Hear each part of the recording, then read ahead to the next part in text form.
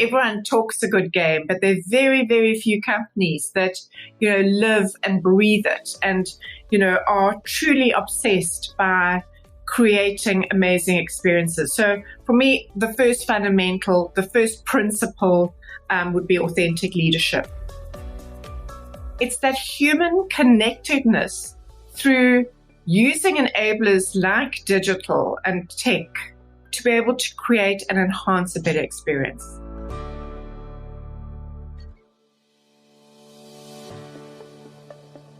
Hey listeners, welcome back. Your platform for amplifying inspiration. This is Inspire Someone Today. We all have heard about customer experience. How about listening it from one of the global influencers? With me today is a top 50 global customer experience influencer, the founder and CEO of nlighten. It's an absolute joy and pleasure to welcome Nathalie Schooling to Inspire Someone Today. Nathalie, thank you for taking time and joining us today.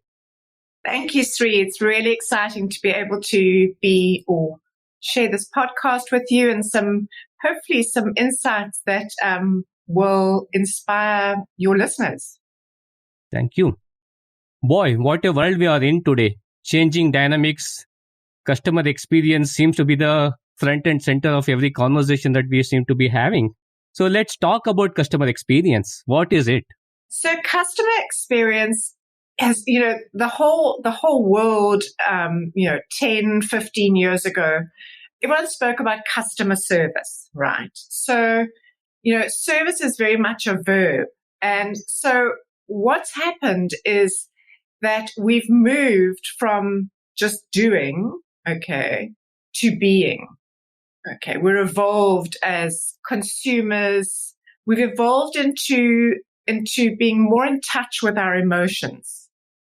And so when we talk about CX, it's about the experience. And the experience is not just one moment in what we call a customer journey. It consists of many different touch points that we would have either as a consumer or in a business-to-business world, as a subscriber, as a member, as a patient, whatever world we are as a customer, there are, certain expectations that are either met or they are not met, or we're wowed, And that's the world of experience. Experience talks about people's emotions and how they're feeling. And that's really kind of the world that we're moving into.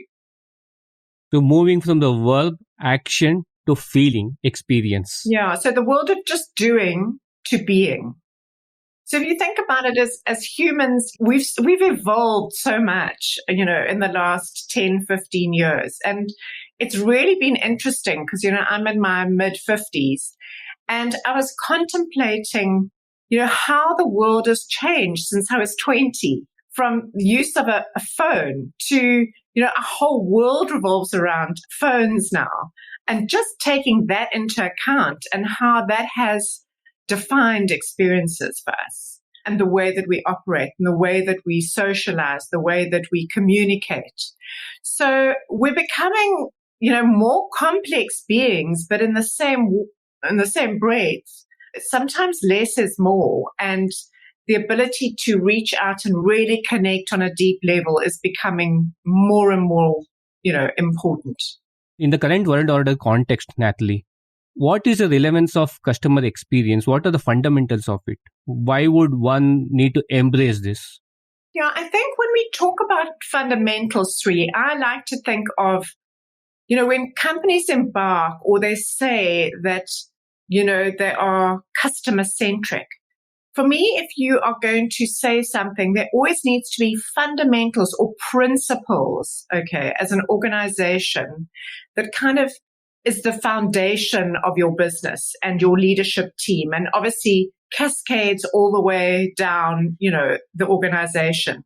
And for me, it always starts with authentic leadership. So, my philosophy is the fish rots from the head down. So if your leadership doesn't have that absolute buy-in in terms of what does CX mean for their customer and is crystal clear about what that is. Because, we know, and my colleagues and practitioners in the CX world, I think we all face the same challenges. Everyone talks a good game, but there are very, very few companies that, live and breathe it and, are truly obsessed by creating amazing experiences. So for me, the first principle would be authentic leadership. The second one is an obvious one, but one I think that, we've become very deficient in the last couple of years, and that is trust. And when we talk about trust, you can't just give a good experience, one time. You've got to give a good experience, A, consistently across your journey, and B, every time I do business with you, I want to be able to trust, for example, in a retail world, that I could return something if I'm unhappy. I can trust that you will answer my email. So trust is very, very important. And also kind of in the cyber world, more than ever. It's like, if I'm going to purchase something online, do I trust that, I'm not going to be swindled, or I can get if I don't like it, I can get refunded, that I don't have to jump through hoops. The next one is empathy.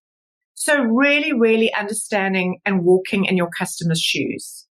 Really understanding what sits beneath how customers behave, what they're saying, their buying habits, etc. Really getting to understand that. I've spoken about trust and how it correlates to consistency. So consistency would be another one. Businesses, as another principle, need to actually have an outside-in approach. And by that I mean is to be able to eat your own lunch, right? We say, why don't you try and get hold of yourself, phone yourself, and ask to phone your switchboard, okay, and ask to speak to yourself at the office. What is it like to actually come into your premises and speak to you? What is the welcome that you get? How long do you have to wait to actually get an answer or a result or a resolution? So it's about really kind of putting, and it's difficult to do, okay, very difficult to do, because we are quite myopic when we work for an organization, and especially when we've been working for one for many years. It's a very difficult thing to do, and that's why, you'd get outside help. Attention to detail is another fundamental principle, because the whole thing is, and I'm going to touch on it later, is it's around, you can never be happy with the status quo.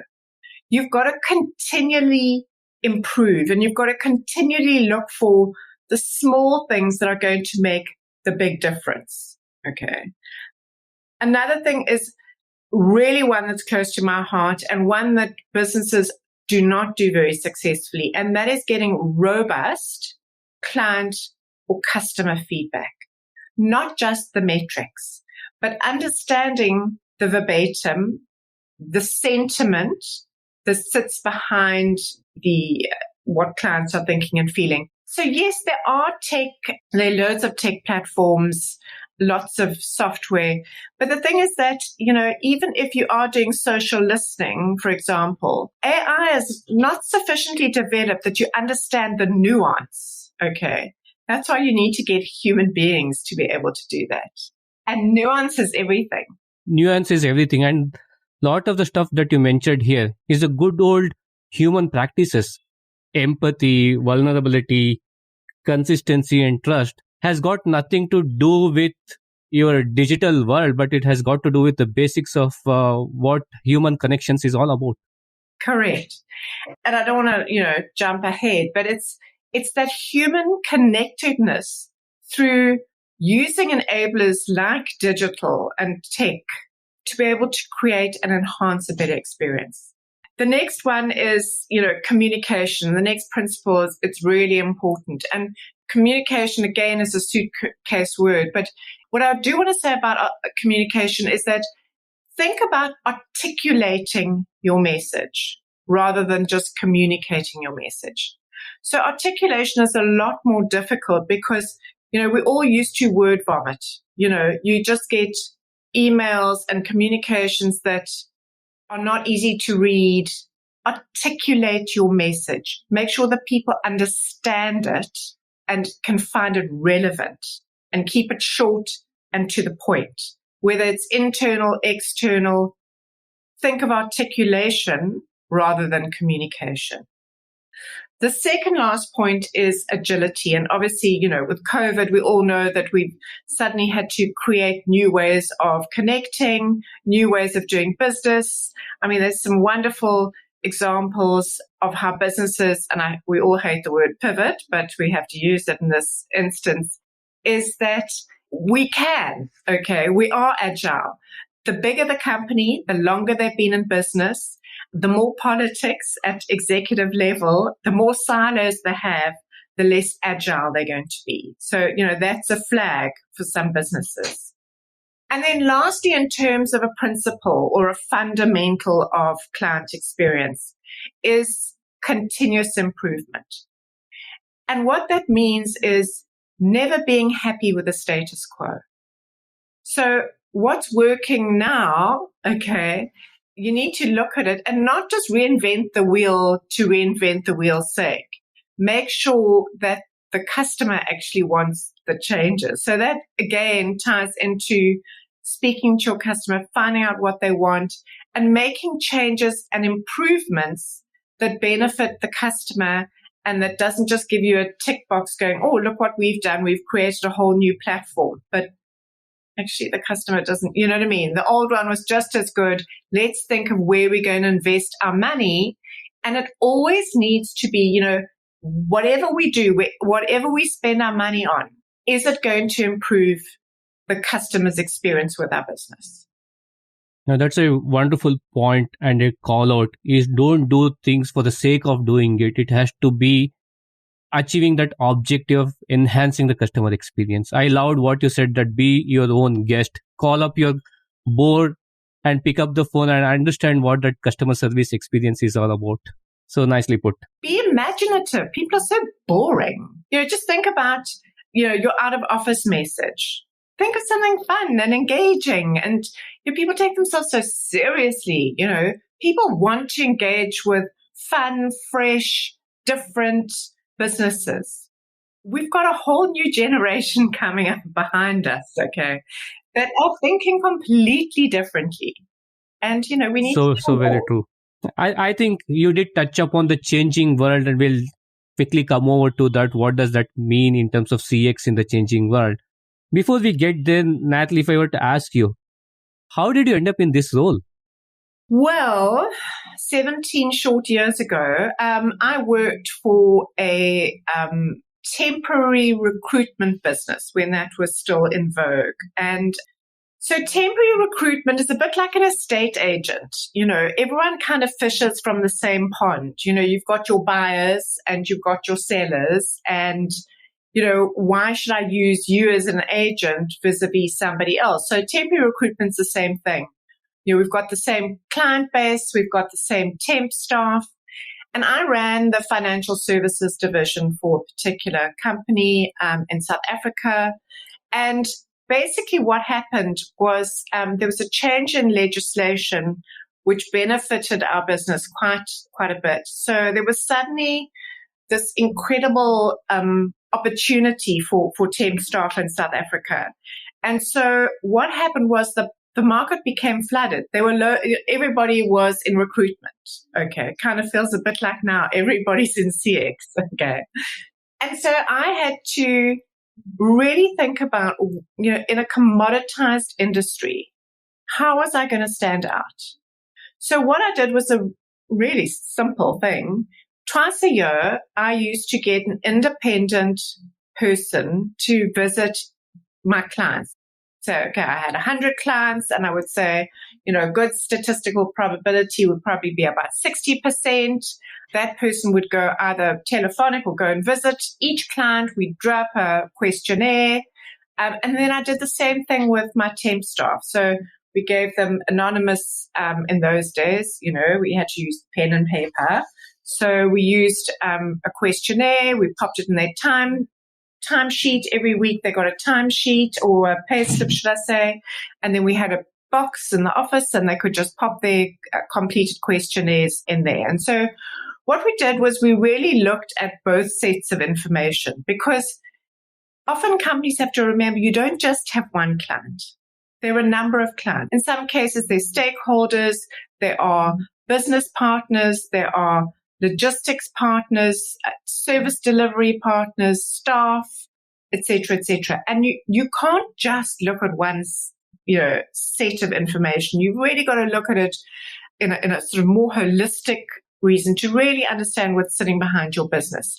And that, just in doing that and then making our key account managers responsible for making sure that we had a certain goal in terms of client satisfaction, and they got remunerated and rewarded around keeping consistent scores, we got a 97% market share through all the financial service. Yeah. So, it was like, I didn't tell anyone my secret, right? I didn't want anyone to know. And then I kind of took the idea to, I thought, well, if I can do this just for my division, think of what I could do for the rest of the business. But unfortunately, the then boss, who was quite new, was quite patriarchal and didn't really enjoy women that much in terms of being, more executive. So he gave the job to somebody else who promptly didn't know what he was doing and failed. But at that point, I decided to start Enlighten. And it was really interesting because, the phone didn't ring for 2 years. But what I did do in those 2 years was an incredible amount of research and spent a lot of time in the UK, where it was, I knew I wasn't going mad because the idea had kind of taken off there. So I spent a lot of time researching, a lot of time, developing the product and the offerings. And hasn't been easy, but if it was, I guess everyone would be doing it. Great stuff. You being a thought leader in this space, Nathalie, what are you seeing and hearing from the industry and from its leaders? It's an interesting one because, I'm hearing a lot of noise around CX, and it's a buzzword. And, I read in the paper that so-and-so CEO of, some company says, we've decided we're going to be far more client-centric. And I know for a fact that they're not, because I have been following them. But it's easy to say, but not easy to implement. And it's a real commitment. And you have to be bold in terms of say, these are the steps, this is what we're going to do in terms of a CX strategy. And obviously keep it internal first and let it percolate and make sure that everybody's on board, and then tell your customers, okay, once you start to see results and once you start to see the uptake. And because it is a culture change, a lot of people think that they're customer-centric, but actually they're not. It takes a certain personality, and I'm not suggesting that everybody in the organization needs to be sort of these, emotional, empathetic, but in key areas where you're dealing with customers and in key areas where, those touch points are critical in terms of ensuring a great, consistent experience. You need to have the right people in there, and you need to actually, it needs to be executive support, and people need to be accountable. And there needs to be a very good understanding that, yes, there are silos in organizations, but it's critical that businesses do as much as they can to cross-pollinate and to understand each other's pains, what they can do for one another from a client perspective, not for themselves. It's like, is it going to benefit the client? I think that's the key word. Is it going to benefit the client? Yeah. And I mean, banking, banks are prime examples, right? Where, you've got an account and there's so much opportunity within banking. I get so frustrated with them because they've got so much data. Yeah, I guess, you do feel like just a number, and there's so much that they could do to really personalize the transaction and they've literally got the world at their feet. Anyway, that's beside the point. You actually led me to the next part of what I wanted to ask you. So if this is what you're seeing as something the industry is kind of need to look here and act, what CX trends are you seeing over the horizon? So CX trends for me is the trends are the companies that really get into the data. So not just the data points, but the information that sits behind the data. They will turn the dial to customer success. So it's not just about figures. It's not just about algorithms. It's really getting a lot deeper in terms of understanding client and customer perception. The trends for me are, if you look at the language today that people use, specifically in the workplace and within their clients, it's tribes, it's communities. There's a lot more focus on mental health. So, currently there's a lot more focus on mental health with, your office staff, but the mental health of your clients is going to be the next wave. Agility is a trend. So doing things differently, not just, this is the way that we've always done it before. Companies are going to look at how can we offer different, better, faster solutions or services. Again, Sri, I'm speaking to such a broad audience. Okay. So people that are watching are going to be in B2B, in retail, in banking. They're going to be in B2B2C. They're going to be in B2B. And it's different for all businesses, but there are some threads that run through the various types of industries and the different types of sectors that we're talking about. And I think it's about, the trend will be looking at the touch points where it matters most. Okay. It's where the rubber hits the road. And another trend is data and companies making sure that their clients trust that they're using the data efficiently and not misusing the data. So that's, the data trust is a huge thing. And lastly, for me, it's a trend is the power of personalization. So it has to go beyond an email that says, "Dear Nathalie, thank you for your third purchase this month." And I'm using retail as an example. It would be, "I see your birthday's coming up. We'd love to give you a X dollar, pound, whatever voucher on your next purchase." You know what I mean? So it becomes a lot more, wow, that was unexpected. That was something different. They really do care, right? And that's because you've dug a bit deeper in terms of the data and you haven't just done the same old, same old. So it's those companies that really want to make a difference. Wonderful. You mentioned about the trends to watch out for, and you also touched upon creating those consistent moments for the customers. And now in the current post-pandemic world, every organization is a technology organization. It's a technology firm. In that context, what would be the customer journey map should look like or could look like? So I agree with you in a way, Sri, that every company is kind of has a tech component. Even if you are in Africa having your hair weaved, you've still got to pay for it. And there's there's a pay point, right? And it differs, in terms of the type of business that you're in. But I think, just again, and I'm trying to keep this quite generic for the audience because everybody's in different businesses. But a journey map looks at from the beginning, of the customer journey, which would be aware. When a customer becomes aware of you, you may not have any handle in terms of aware. It could be a newspaper article, there could be reading a post on your business, et cetera, et cetera. The next step in terms of a journey would be consider.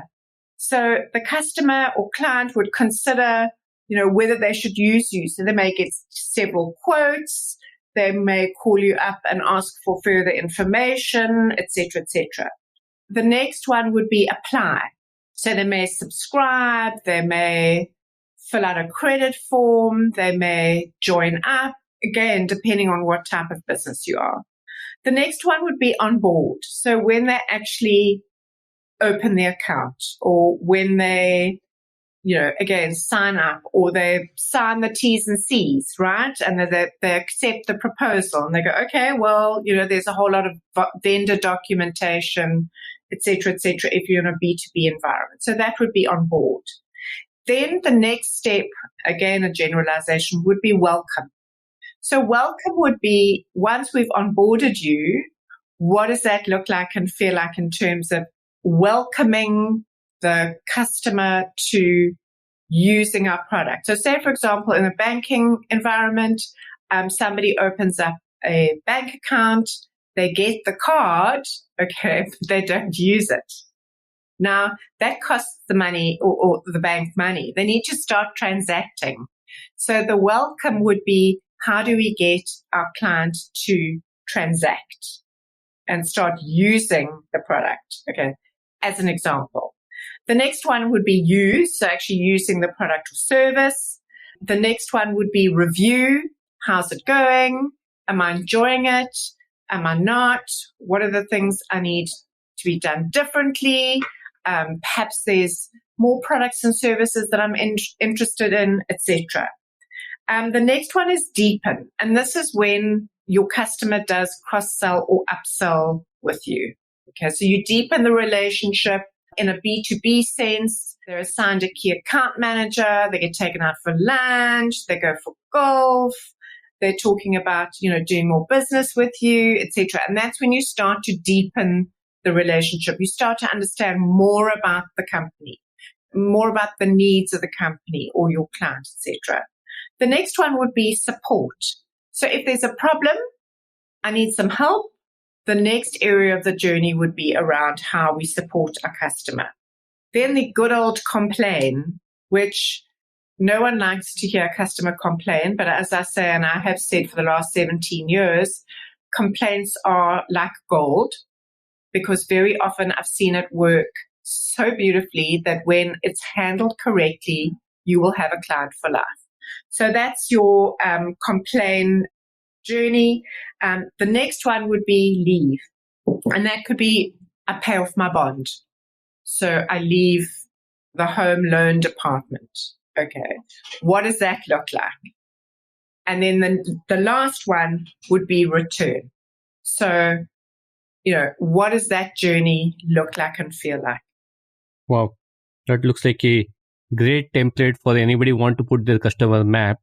Does this need to be followed in a sequential manner, or it can be kind of flip-flop? So what I would do is I'd map it out, okay, in this particular order, but it's not sequential. So you could complain, okay, if you're on the onboarding stage, okay, but you would look at the complaint journey across each touch point, but you'd write everything down. You know what I mean? From a client perspective, I could complain that no one's gotten back to me for a quote. Who's responsible for that? How do we change that? Is it a pain point? Is it a moment of magic? Is it critical? If we get this right, and if you look sort of upstream and downstream, how will that affect the actual experience of our customer? And very importantly, when you do, your journey mapping, is that you get a cross-functional team involved in actually plotting it out. And what would be helpful if you got some of your customers into, would give you certainly, around. You have a more holistic approach when you have the cross-function teams, your customer, and then you kind of create that kind of a customer journey map. 100%. Yeah. Super. So Nathalie, you have been giving us insights about customer experience, the trends, the framework to follow. So if you're ready, we'll get started with the Power of 3 round. 3 lessons that Nathalie has learned from the pandemic. Keep your sense of humor, not to take yourself too seriously. So lessons learned is that out of good or out of bad comes good. And for me, the pandemic, I learned a lot more about our business and who our ideal clients were. And it really did give us time to pause and take stock. So that's what I learned. And the last thing that I've learned is that sometimes you have to give to receive. And what I mean by that is that, a lot of our world at Enlighten is research. And for about 6 weeks to 2 months, we were in hard lockdown in South Africa, which meant that it was very difficult for us to do kind of telephonic. A lot of the work we do is in-depth telephonic research. We couldn't do it because people were they were literally at home, out to lunch, not interested. And we couldn't, my business partner and I made a decision that we couldn't actually bill our clients, although they were on retainers. So for 2 months, many of our clients who we couldn't, there's some of them that we could help, but some of them that we couldn't. And we made the decision not to bill them. Quite hard for a small business, but the rewards, and we didn't do it for any other reason. We just didn't feel comfortable. And it really is about being authentic and it's a partnership. It's not just about business. That's a human connectedness at work. 100%. Yeah. 3 routines that Nathalie follows. I exercise 5 times a week. I meditate every morning. And I'm a big proponent of thoughts are real forces. So I'm very mindful of what comes in here. And it's something that I practice every hour, every day. Super. If you had a choice, 3 individuals you would love to have dinner with. That's easy. I would definitely love to have dinner with Richard Branson. I think that as a leader and as a kind of CX champion, without a doubt, I would love to have dinner with him. I mean, it sounds boring and quite probably everyone says this, but, Barack Obama, I found a fascinating president. And there's a woman in South Africa who I think is unbelievable. I don't know if others have heard of her. Her name is Thuli Madonsela. She used to head up the TRC, and she's truly an amazing, amazing woman. I would love to have her as part of my dinner party. Wonderful. We would love to hear 3 success stories where CX intervention changed the direction of the organization. Okay, so case studies from our clients. So we've been working with a company called Sebo for a number of years. It's literally, I could put my head on a block. Okay, people, when we start off, we normally do a pilot project because it's kind of like, it's a bit too much for companies to compute that suddenly, we're going to be speaking to their clients.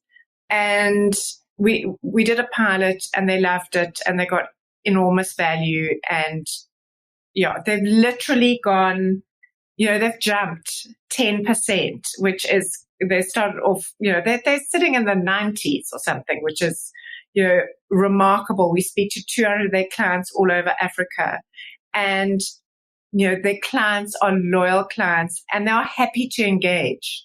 So, that it's a success story when clients are happy to speak to you, once a quarter, once every 6 months, and they can see the improvements and that they feel that they've actually contributed, to the success of their relationship with, this particular organization. So that for me has been great. Cape Town Convention Center is another client of ours that we've worked with not only in research, but in strategy and training, etc.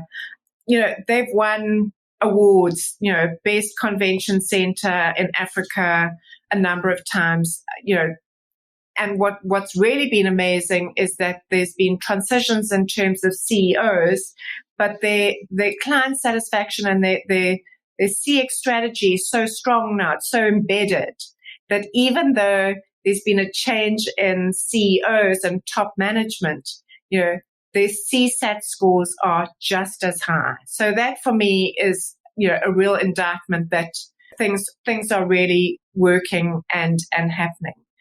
We had another client who was in the business outsource services or business services that we worked with very successfully and saved quite a few of their key clients, leaving or using another supplier. So that for me is always a huge win, is when we can make sure the clients are retained. And then they had a change in management, which is one of the big sort of detractors in terms of CX strategy, I beg your pardon, is when there's a change in management and they just want to chuck the baby out of the bathwater and they want to do, they kind of just, okay, we've got a new view, and all the good work that's been done just is like decimated. So for 2 years, they basically said, thanks, but we're going to do this internally, which is really difficult to do because it's a bit like auditing your own books, right? So 2 years later, new CEO, and they realized how much value we actually added to the business, and that the information was so valuable that they'd lost sight of how their customers were thinking and feeling, and hence they couldn't really evolve their strategy. And it was all done on kind of hearsay or perception rather than real understanding of what was going on. Great stories. Thanks for sharing. I know I put you on a spot on that, lovely stories. Last of the Power of 3 round, 3 book recommendations on understanding CX holistically. So, Sri, I'm actually just busy finishing off my book. So it's a handbook for B2B businesses around how to create and develop great CX strategies. So I'm going to put that. I'm joking. I'll let you know when it's due for publication. I must say I'm a big fan of Alan Pennington.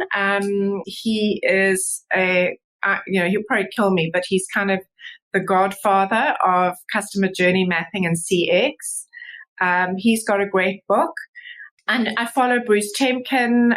He's in the US. I read a lot of, I listen to a lot of podcasts, and I read a lot of vlogs and blogs. I must say, so those are the 2 that I would really follow in terms of kind of best practice. And there's so many great, articles that are written. Great. Nathalie, thank you. That was the Power of 3 round. Thank you so much. You're welcome. So if I am a listener listening to this conversation, Nathalie, and wanting to become a CX practitioner, how can one develop a career as a CX practitioner, and what specific skills to focus on? As the actual discipline of CX has evolved, I can't imagine what it's going to be like in 5 years' time. There's probably going to be, a number of new disciplines. So when we talk about CX practitioner, it's multidisciplinary. It's not a one-size-fits-all. It's not just about, as we've spoken earlier, about tech as an enabler. It's not just about UX or UI, which is user experience, user interface. It's not just training. It's not just customer journey mapping. It's not just strategy. It's not just research. There's so many components, that form part of the CX discipline. So it really depends on the individual and your strengths. And some people will be more tech focused. Some people will be more design focused, in which case kind of UX, UI.